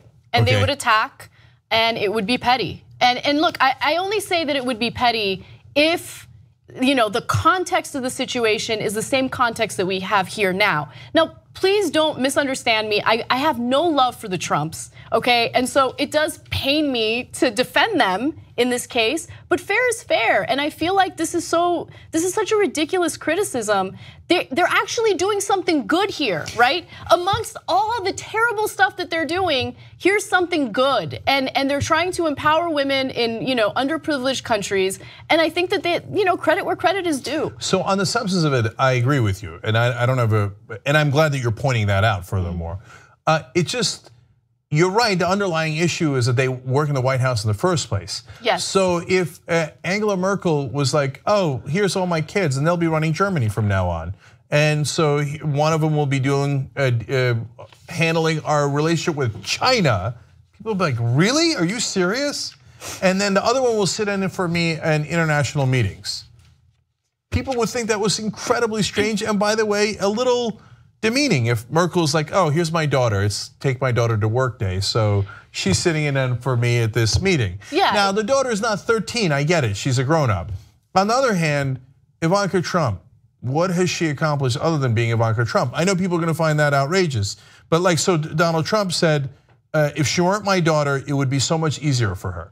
We might have a disagreement on that too, Anna, because I think that is a preposterous statement. Well, I think that it's difficult to have someone like Donald Trump as your father, right? That's true, but it's also incredibly you get easy. Opportunities that most people wouldn't get. You have hundreds of millions of dollars that you wouldn't have had otherwise. Don't tell me that it's easy. That it's hard for you. Boo hoo. Okay, so your dad's a monster. Sad day for you. But would Ivanka Trump be sitting in that meeting if her name was Ivanka Johnson? No, very, very, very, very, very unlikely. You're right about that. I don't disagree. But what I'm trying to say is we have criticized her quite a bit for saying that she wants to empower women when it had appeared that she hadn't done anything to empower women. So here she is pushing Trump to do something good for female entrepreneurs. Whether you like it or not, she is an entrepreneur. I mean, obviously, she doesn't have a level playing field compared to other women who aren't as connected, but nonetheless, she is an entrepreneur and she's doing something good here. So instead of focusing on like, wah, she's sitting at the table, wah, there's a good side to this that I think, unfortunately, people who are criticizing it aren't looking at all. Okay, so I think I take issue with your wah, but I've been known to phrase things that way too sometimes when talking about people I don't agree with. But look, last thing on this is that when they say if she weren't my daughter, it would be so much easier for her. I think that's what gets under people's skin. It certainly got under my skin. Because if you were to say, acknowledge the breaks that you've been given. By the way, I've been given 1,000 breaks. My dad's a wonderful guy and worked his ass off and put me in a situation where I could do the things that I did. But I'm eternally grateful for that. And I don't think, I would have done it anyway, man. I don't care, I don't need anybody. And Ivanka, if she was just born dirt poor in West Virginia, she would have done all this anyway. So it's only hurt her that she had hundreds of millions of dollars and a dad who became president. Just please don't insult our intelligence because you don't have any. So that I guess goes more towards what Donald Trump said and is doing more than Ivanka. And I do appreciate that you're pointing out that the more important thing is the substance of what they discussed that day, and that was good news. Yes. Just want to be fair. All right, let's move on to other news. An unnamed police officer in Baton Rouge has filed a lawsuit against Black Lives Matter over a man who unfortunately shot and killed 3 cops back in July of 2016. Now, the lawsuit has to do with the notion that Black Lives Matter incited so much violence that it led this man, Gavin Long, to ambush cops in Baton Rouge, which led to the death of 3 officers and also wounded 2 deputies and another officer. So lawyers for one of the wounded law enforcement officers filed the complaint Friday in US District Court for the Middle District of Louisiana against various arms of the Black Lives Matter movement and leaders, including DeRay Mexon and Janetta Elzie. So the complaint alleges that Black Lives Matter and its leaders are responsible for the shooting because they, quote, incited the violence against police in retaliation for the death of Black men shot by police and, quote, did nothing to dissuade the ongoing violence and injury to police. Okay, so this, just to give you context, this shooting in Baton Rouge happened pretty close after the shooting that happened in Dallas, which also claimed the lives of police officials. After that shooting in Dallas, there were a number of statements made by Black Lives Matter condemning the violence, speaking out against it, but it doesn't matter, right? And look, what happened to these cops was horrific. You read the details about what happened to this particular cop and the fact that he will be permanently disabled as a result of the shooting, and you feel sick to your stomach. But to say that Black Lives Matter insulted this violence, I think is going a little far, and to say that they didn't do anything to dissuade the violence or speak out against it is just patently untrue. So the shooters were not in any way connected to Black Lives Matter. That should count for something. So you're just putting it on them because, I don't know, one group is black and the shooter was black. He had nothing to do with the group, but I don't know, I can't tell the difference, so I'm gonna say it's Black Lives Matter. Second of all, the shooter in Dallas was actively rejected by several African American groups that he applied to. They're like, no, dude, there's something wrong with you. And they didn't take him in. Doesn't matter, damned if you do, damned if you don't. Well, I mean, he was black, he shot at cops. You're black and you care to make sure that cops actually serve the community. Hence, you must be guilty. Okay, so that's guilt by association. It has a clear racial component. And most importantly, I think it's un-American to say you shouldn't speak out on an issue that's important. And if you do, I'll sue you because I'll claim that your legitimate words on those issues that are political, First Amendment protected, all of that, I don't care. I will claim it led to violence in other areas to shut you up and to make sure that you don't have those First Amendment rights. I thought conservatives were really, really concerned about debate in this country and First Amendment rights, and they wanted to make sure that everyone got a chance to speak. It turns out, well, for some of them, when it comes to Black Lives Matter, no. And look, it's definitely true when it comes to Black Lives Matter, but there is this insane effort by the right wing in the country to go after anyone who wants to challenge authority, who wants to speak out, who wants to protest. Think about the fact that there were bills, state bills proposed indicating that, hey, if there are protesters blocking the street and a driver happens to accidentally run over some of them, well, it should be okay, right? I mean, that's the kind of intimidation tactic that's being used by people in power. Forget the right wing, people in power who don't want individuals to use their First Amendment right to speak out. And that's a trend that we're seeing. It goes further than Black Lives Matter. And by the way, in this case, or in all the cases right now, in this period of time, it is Republican legislators that are pushing that forward, including in Arizona, where they suggested arresting anyone who goes to protest if anyone at that protest were to do some crime at a later time. So even if they're not connected to that crime, whether it's smashing a window or anything like that, they would arrest all of the protesters and all the people who planned the protest that had nothing to do with the violence. Now that bill was so outrageous that it was pulled back. Even to be fair to conservatives, even some conservatives in Arizona were like, wait, wouldn't that cover Tea Party protests too and our protests? So that's probably not a good idea. Yeah, of course it's not a good idea, whether you agree with the protest or don't agree with the protest. So that's why this lawsuit has a great number of issues. And by the way, if you did this in reverse, are you kidding me? So I guess we'd have to shut down almost every right-wing outlet and definitely Fox News, because under this logic, they certainly do it in reverse, right? I mean, Bill O'Reilly with Tiller the baby killer, Tiller the baby killer. Tiller got shot and killed, For being a quote unquote baby killer. Exactly. So, look, I think rhetoric matters. I think it's important. And I think everyone needs to dial it back right now because things have gotten super divisive. But to say that people rising up and speaking out against their unarmed children getting shot and killed, their unarmed family members getting shot and killed, to say that they're the ones that leads to all this violence is kind of crazy. So since this is all about perspective, I'll file a lawsuit too, how about that? Because what happens is it starts with a violent approach to things. So if someone is shot and killed, murdered by a particular police officer, and the police union or that particular police department or police departments nationwide or Blue Lives Matter organization, whoever the hell that is, decides to say, hey, let's circle the wagons around this murderous cop and make sure he gets off, or we cover up what happened. I mean the body camera slipped off. That footage was lost, and let's circle around and get him off, which they do the majority of the time.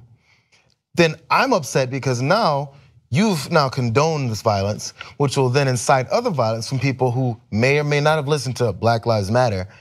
And now you're the start of it now. I'm suing you for getting that cop shot because you started with the violence, pissed other people off, got away with it, and now that violence has gone on to you now. Those cops that are crippled and shot should be mad at their fellow cops for not going after the bad ones, the few bad apples. If there's a few bad apples, get rid of them. If you're gonna protect them, you are all bad apples now. And now everyone has a target on their back because of the violence that you started. How about you sue those cops for allowing this shit to start? What I don't get is, okay, so what are you supposed to do if your 12-year-old son gets shot and killed within 2 seconds of a cop arriving at a park because they think he's playing with a real gun when in reality it was a toy gun? Like, what are you supposed to do? They didn't ask any questions, they shot him within 2 seconds. What are you supposed to do when you see the video of Philando Castile politely telling the cop, I have a gun in the car, a licensed gun in the car, officer, being polite and still getting shot within seconds? Like, are you not supposed to say anything? That's You're not right. supposed to That's take right. to the streets, you're not supposed to challenge any power That's whatsoever. exactly right. That is the message here. And I think that that's problematic to say the least, especially if you gallivant around town pretending like you care about the First Amendment and free speech. Free speech goes further than college campuses and having Ann Coulter or whoever show up and try to rile students up. Free speech means allowing people to speak out when they see injustice. And in this case, there's been countless cases of injustice. But that's why I mentioned conservatives in the beginning, Anna. It isn't just about this lawsuit. Conservatives have said over and over again that people shouldn't protest things like the Tamir Rice shooting. Okay, Black Lives Matter, they call them a terrorist group because they complain that their 12-year-old son is murdered within 2 seconds and nobody asked a question. It's a toy gun, it's not a toy gun. They just pulled up and killed a kid, right? So no, what conservatives tell you is, screw the First Amendment, I don't care about your right to protest. The minute you protest, I'm gonna call you a thug, I'm gonna call you a terrorist, I'm gonna sue you, okay? Because what do you want them to do? The conservatives want you to be quiet and know your role. And for a long time in this country, that role was they dominate and we're supposed to take it, okay? We meaning all of the rest of us, okay? Well, no, we're not gonna take it. We are going to do things that are American, like protest and demand our rights and demand not to be killed. And it's not too much to ask for.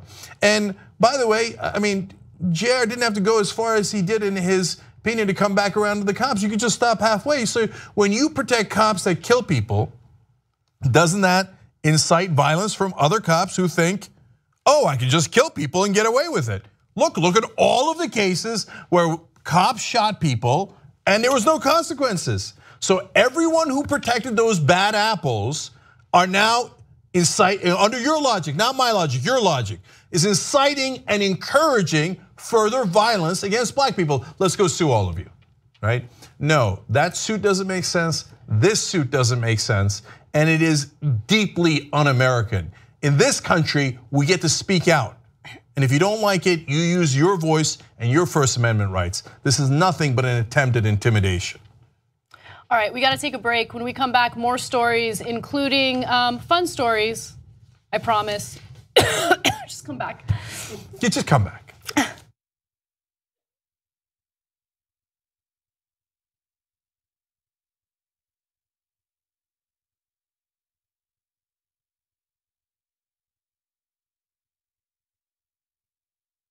I want to do a quick announcement before we get onto the stories because I think it's important and I want to encourage you guys to go. All right, so TYT will be at Politicon this year. The dates are July 29th and the 30th, and I'm actually extremely excited. In the past, when I've done Politicon events, it's always been panels. Last year I did that panel with a number of anti-Bernie Sanders people, and of course it was a lot of fun because I was the only one on there that supported Bernie. But this year we're gonna be debating people. Debates are gonna happen. Can I just say, if you missed Politicon last year, that was a mistake, because Anna's panel alone was worth the price of admission, because they love balance. They love talking to the press about balance, right? Right. But all of a sudden, there was only one Bernie Sanders supporter and wall-to-wall Hillary Clinton supporters. Yes. Okay, yes. Including a lot of the people you see on TV. And she mauled. The entire crowd was on your side. But look, it's not just that you kicked ass. It's not that just the crowd was on your side. It's that if the crowd, even if like it's unfair because the crowd is all Bernie Sanders, then maybe you should have a couple of Bernie Sanders panelists. Right. But they didn't need it because they had Anna. Well, it was a fun discussion and I really enjoyed it. But this year is also gonna be a lot of fun. We're going to get involved in a number of debates. Cenk, who are you debating? Oh boy, here we go. Buckle up, everybody. You asked for it, you're gonna get it. Ben Shapiro. Okay. Bloop, bloop, bloop, bloop, bloop. All right. Right wingers have been asking for quite some time. Come and see. All right. And I will be debating Ann Coulter. Damn. Ann versus Anna. Anna versus Ann. It's gonna be fun. I can't wait. And Hassan will also be there, and he is also debating someone who is a millennial who is very much against millennials. Like that's his whole shtick. So that should be a lot of fun as well. That ought to be great. Woke Bay versus Sleepy Bay. Anyway, you guys can get your tickets by going to politicon.com/TYT. Politicon.com/TYT. It takes place in Pasadena, California. We really hope to see you guys there, so definitely check it out. And if you're watching this as a video on YouTube or Facebook, we'll have the link down below for you guys. Hey Cenk, what's up? Aaron, did they change the icon for Vine? I can't find it.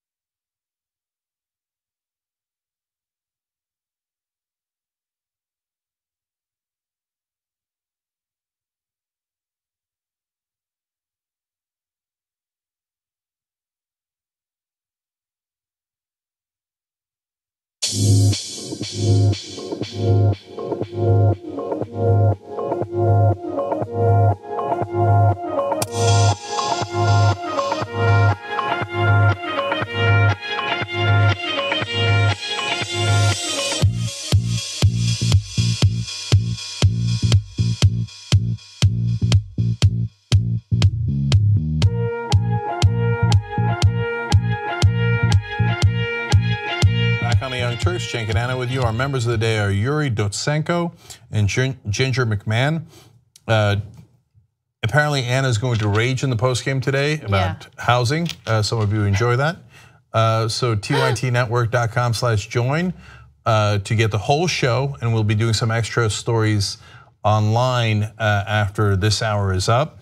And also get the post games and free month this month. So go to tytnetwork.com/join and then enter the promo code FREETYT to get that free month.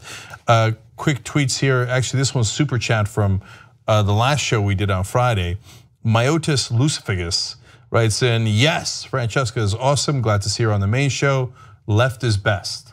That's funny. If you saw the show on Friday, it refers to a story we did. Dave Longland writes in, wow, Anna, I was so against Ivanka at G20, but you make a decent point. And well, thank you. Okay, and if Merkel didn't complain.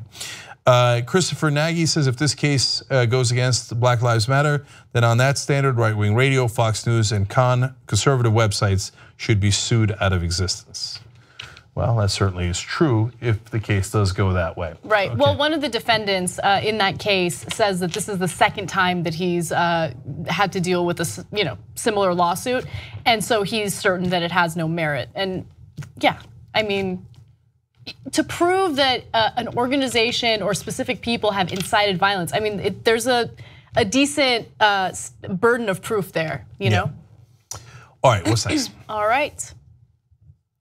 Researchers at Vanderbilt University and also the University of Memphis looked at the issue of regressive taxation. These are basically fines and citations that local law enforcement collect in order to make up for lost revenue. And they realized that there are certain types of neighborhoods that usually suffer the most when it comes to regressive taxes.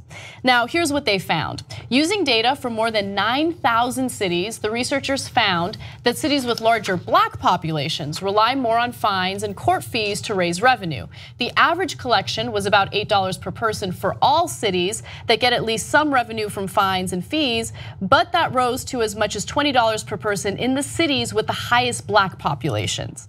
Now, they made sure to control for certain factors, including crime rates and also the city's size. But they did find that having at least one Black person on the city council had a positive impact on these fees and fines. It actually reduced the relationship between race and fines by about 50%. So obviously having someone represent your demographic in the city council is incredibly important. So a couple of things that we get out of this. First of all, notice how we're race baiting by creating facts that have been in place for a long, long time. So the right wing will say, why are you bringing up facts? Facts are really annoying, and if they show that there's racial bias in the country, we won't blame the reality. We won't try to change the reality. We'll blame you for pointing out the reality. We'll call that race baiting. So let me jump in with something, okay? The researchers here didn't go into this looking specifically at race. They went into this to see how regressive taxation works community by community. And then they noticed that, neighborhoods with a larger Black demographic usually suffer the most from these types of fines or these citations. And yes, I think race or racial bias has something to do with it, but more importantly, being powerless has a lot to do with it. So Anna, that's exactly where I was going with this. Yeah. But the reason I started the way that I did is that, so no matter what the reason is, the effect that it has is one that affects African Americans worse. So pointing that out doesn't mean everybody in the country is a bad person, okay? It just means that's a reality for African Americans that if you're not African American, you don't have to deal with. So the fact that you don't have to deal with it doesn't make it not true. It is true, it's empirically true, okay? Now, Anna's right, this is really about power. And the second part of the story proves that out as well. So the reason why this happens is not because people get together in a global racist conspiracy and they go, let's charge Black people more because we hate Black people. No, they usually do it unconsciously because they know, hey, if we do this, we'll be able to get away with it. And if we do that, we won't be able to get away with it. So if we start increasing fines in rich areas, some of those rich people are judges, prosecutors, or simply powerful in the community. And they're gonna complain. And it's gonna be a big problem for us. If we do it in poor neighborhoods, well, it's not going to be as big a problem. Now, unfortunately, African Americans on average in America live in some cities that have socioeconomic condition that is not at the high end of the income bracket, obviously, right? So that is why it affects African Americans more. Right. So they think, okay, if these folks can't fight back, let's just make money that way. And if I have to increase tax on the rich, they are going to fume. They're going to be livid about a negative sound, lobbyists and all their bought politicians, etc. If I get revenue from people who can't do a damn thing about it, well, that's easy revenue for me, and I'll get to crush the powerless. Yes, it's easy revenue, and you're right, they don't have a lobbying group protecting them, but more importantly, they don't have the resources to fight these citations in court. So oftentimes, they'll get the citations, they'll get the fees, and the city gets to make its money without worrying about anyone really fighting back. And this is, yes, there's a racial component to it, but more importantly, everyone who is not wealthy is impacted by this, right? We see regressive taxation everywhere. We see it here in Los Angeles. In California, back in 1978, they passed a proposition, Prop 13, I believe, that severely limited the revenue that the state raised through property taxes.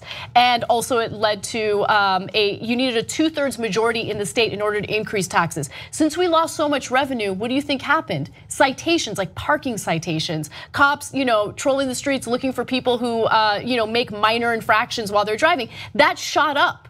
And so, yes, again, there's a racial component, but more importantly, we're all affected by this. Real quick, though, I wanted to quickly mention that the Justice Department last year had done, not last year, back in 2015, they did a study on, where was it exactly? After Black Lives Matter protests in Ferguson, the US Department of Justice released a report validating many of these concerns. The March 2015 report found that city officials work together at every level of enforcement, from city management to local prosecutor to the police department, to make as much money from fines and court fees as possible, ranging from schemes to raise total fines for municipal code violations to asking cops to write as many citations as possible. So this is not good, and I want to give you a quote from a cop. Okay, let's go to graphic 13.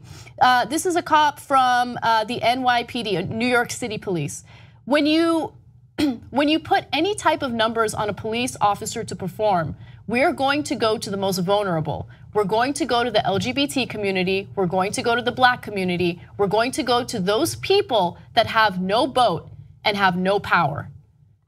Damn, that right there is so telling. And so when progressives fight back against this stuff, or African Americans fight back against this stuff, they're actually fighting for all poor and middle class people. All the people that the powerful, whether it's big government or big business, decide, I'm gonna get money from you because I can. There's nothing you could do about it. So it is imperative for all of us to fight back together, and so that they don't crush the powerless. And so what this is, in effect, is wealth redistribution. But they're distributing the money from the poor and the middle class to the rich. So they get to share in the services, but they cut taxes on the rich so they pay less. And they increase fines and fees on the poor and the middle class so we all pay more. So understand what that is and why it's happening so that we can actually, as Americans, all fight back against it. Okay, now we're out of time for the serious audience. The rest of you, we take a super short break online and come right back. So that's tytnetwork.com/live if you want to watch the show live and free on any given day. And then don't miss the Joe Manchin interview tomorrow. If you're a member, it's live at 11:15 a.m. Eastern. And that's tytnetwork.com/join to become a member and put in the promo code FREETYT to get it free for a month. Don't miss the Manchin interview. It's going to be, I believe, amazing. Okay, we'll be right back.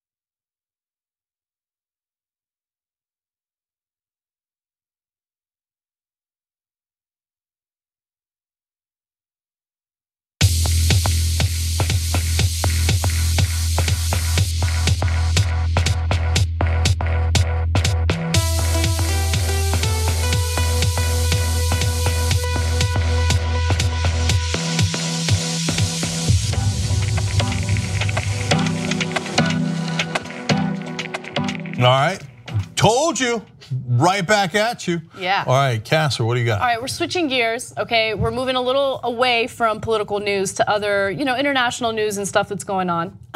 This is a tragic story, but interesting because it involves sex. Police in Australia unfortunately shot a man and a woman who were at a sex club in Australia. At least it's a club that has sex fantasy nights and people dress up in costumes and they do their thing.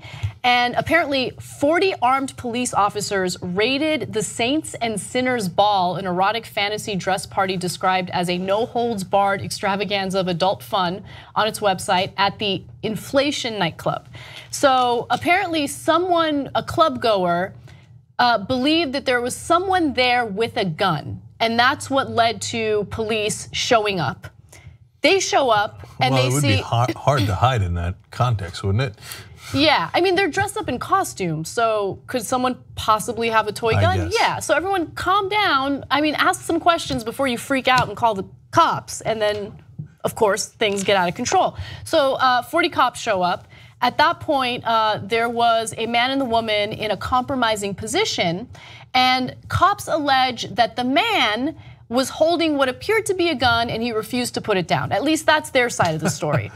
It's interesting how similar this story is to some of the stuff that we cover here in the US. So Dale Ewins, who was dressed as the Joker, was reportedly left seriously injured after he was shot in the stomach when armed officers mistook his fake gun for a real weapon.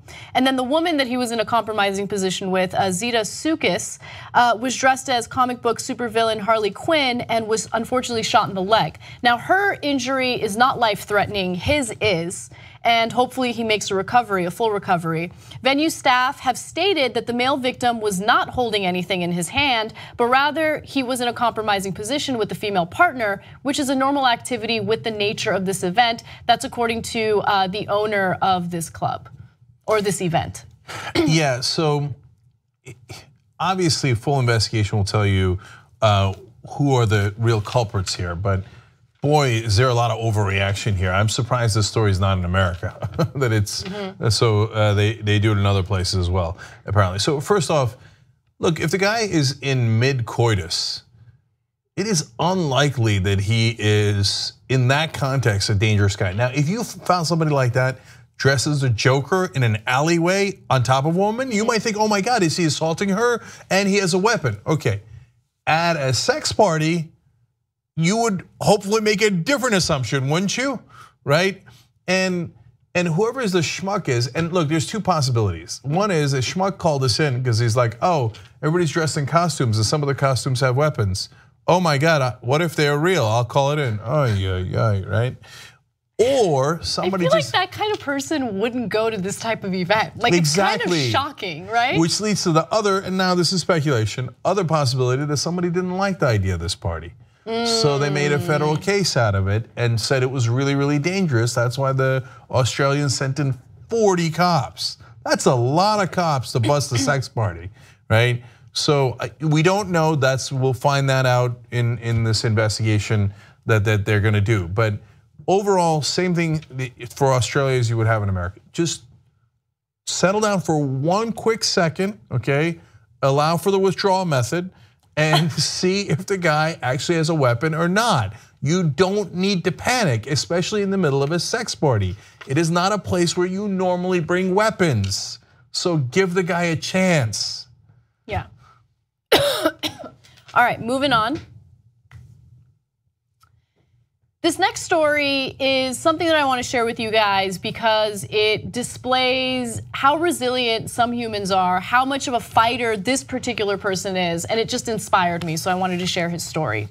Now, a 38-year-old man from Michigan was diagnosed with a rare type of cancer. It's known as synovial sarcoma.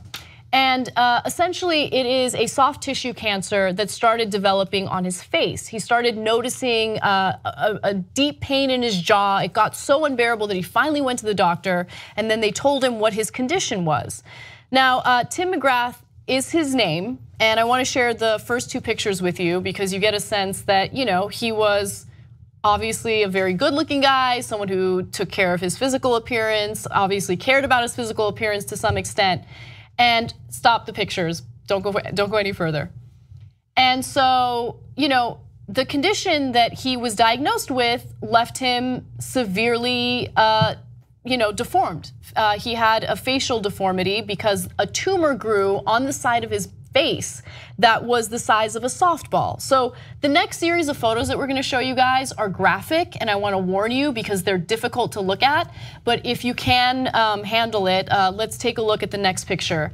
And it shows you what the tumor looked like. So he had to go in for a surgery and have it removed. But the surgery left him, very badly deformed. And the next photo is extremely graphic, so warning there. And that's what he looks like. That's amazing, man. Yeah, it's just. And he fights. And he fights, and that's really the reason why I wanted to share this story, because we get caught up in our day-to-day nonsense, our day-to-day drama. We all have our obstacles in life.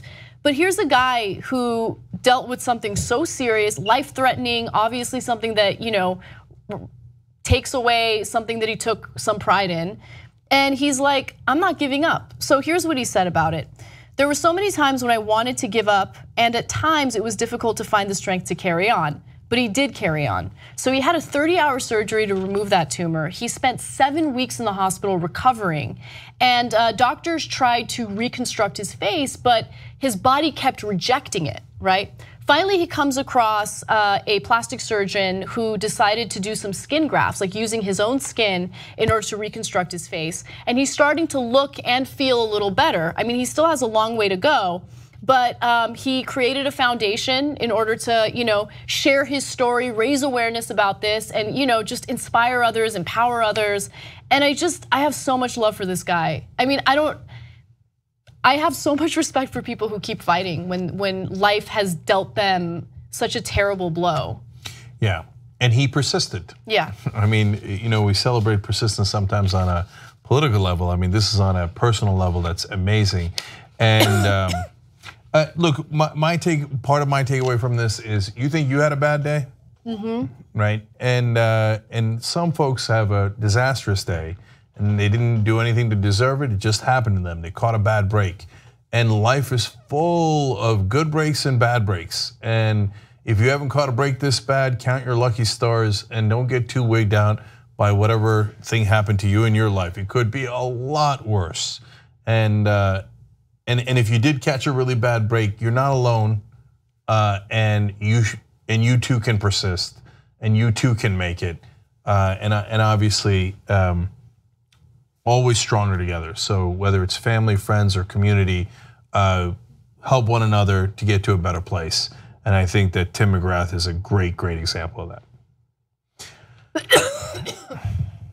We gotta wrap it up. Okay, sad day. Sorry. Yeah, so a cough on the show, I would never. It's the worst. Except for the 88 times that I have. Okay, guys, we got a post game coming up for you as well, and there Anna is going to get exercised about housing again. Yeah, sorry. Okay, but I look forward to that, Rage. It's always fun. All right, you know the drill. You know where to go. Okay, bye-bye.